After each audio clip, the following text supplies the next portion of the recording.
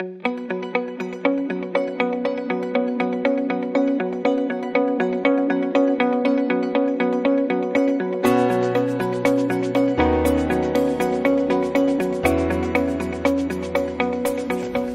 third section is all about what matters. Yeah.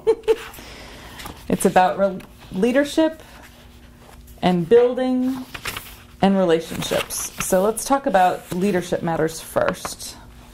And what would you lift up for us in that? Well, I would say, this does go back to what I said to Tony.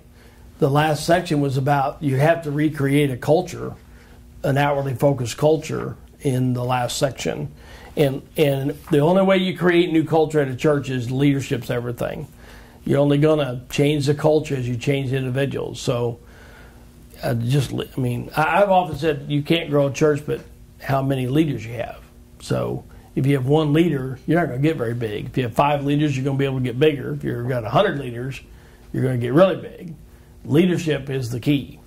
And you convert people one at a time. I mean, churches start to change, not a committee at a time, but one person at a time. Just like annual conferences begin to change, not by annual conferences, but by one church at a time. And that's what's going to renew the United Methodist Church, not some big program. It's one church at a time. So leadership's, just creating that new culture starts with leaders, and that starts with understanding your mission. I mean, that's just crucial. And now in Missouri, we're pretty simple about this. We just say our mission is to make new disciples for Jesus Christ for the transformation of the world. Which happens to be the United Methodist Well, mission. we add the word new because our United Methodist one doesn't have the word new in it, and most United Methodists think they're doing it anyway. And I think that's not true. So somebody needs to add the word new to it. But, vision for us, and let's just how you define it, is, well, how is your church going to do that? How are you going to make those disciples? That's different everywhere. Every church is different, unique. You got to figure that out yourself. Now, I've never, Christy, in my life seen a church grow because they had a mission and vision statement on the wall or spent 9 months getting it together, which I've seen happen. On the other hand, it seems like a little funny line, but on the other hand, I've never seen a growing congregation that didn't deeply understand its mission, deeply get its vision, and have missional alignment with its goals and ministries, and evaluate people so with those things in mind. So it's a funny acronym that if it's just hanging on the wall and it's just there, doesn't mean nothing. On the other hand, if you're not actually ministering to that, if that's not the pendulum, if that's not the weight scale you're weighting things on, it's not aligned up to that, those churches that are growing, they deeply get that. And they decide, stop, start, do, spend based on that alignment. And now, most of our churches do not.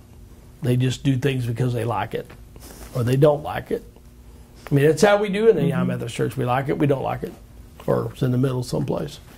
Well, and I think you made the good distinction about, if it's on the wall, it's not going to matter. If it's lived, that's when it starts mattering.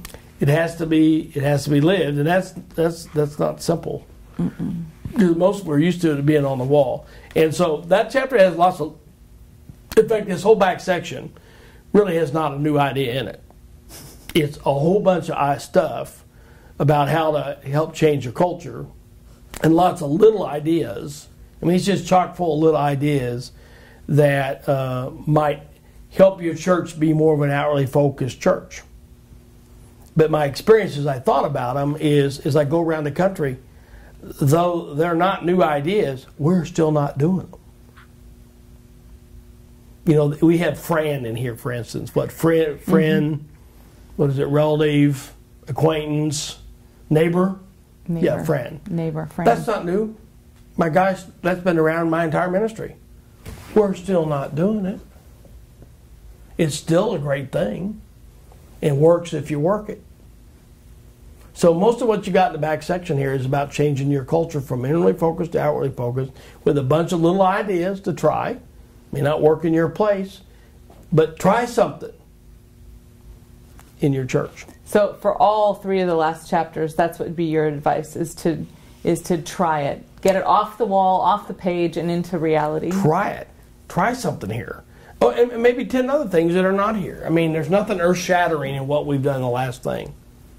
Nothing. Except, boy, if you're going to spend your time on the things we've just talked about, which is a monumental giant brain changer, and people walk into your church and it's bad, you just wasted your own people's time.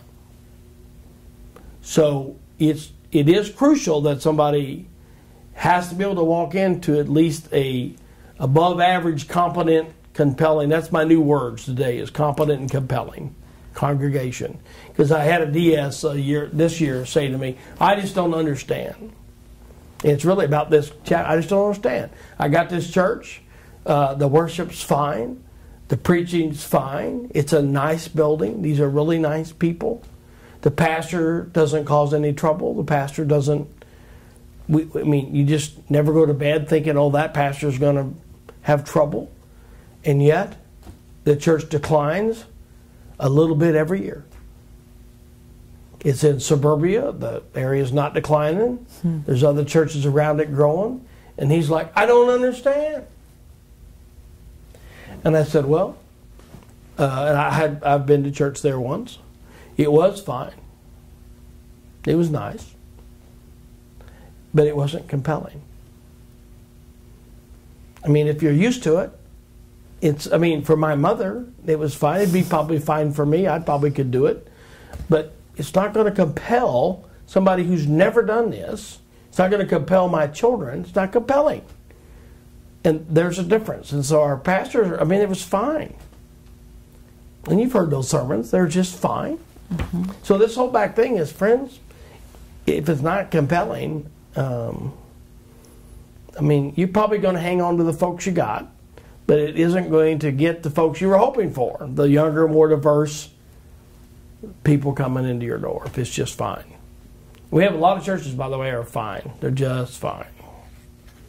But fine doesn't get new people. And so that just blew him away. I'm like, well, it just wasn't compelling. Yeah. So, but that's a different standard. I think we've not had that standard. Our standards being, well, it's fine.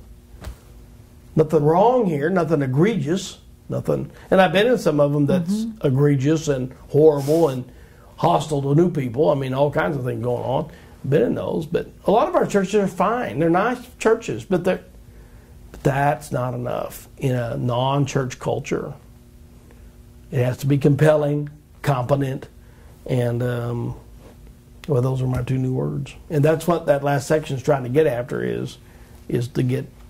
But I've not been in a compelling, competent congregation that didn't get their mission and vision, that didn't understand their goals, that weren't working on leadership development, and that weren't just trying a whole bunch of stuff. Constantly, try, and not be afraid to fail and fail fast and do it. So great. Well, I'll tell you the one. It's do that middle one right off. Tell me about your process of raising up new leaders. What I find in most churches is we don't do that. Well, here's what we do in most United Methodist churches, and probably in your group discussion, ask how you do this. And I did it in my ministry. I've been doing this for 35 years since I was 18. I'm 55. And I would guess for 25 of those years, this is how we got leaders. We sat down in the fall with the nominations team, and we opened up the pictorial directory, and we threw darts. And if we didn't know somebody, we reverted to people we already knew and put them in office.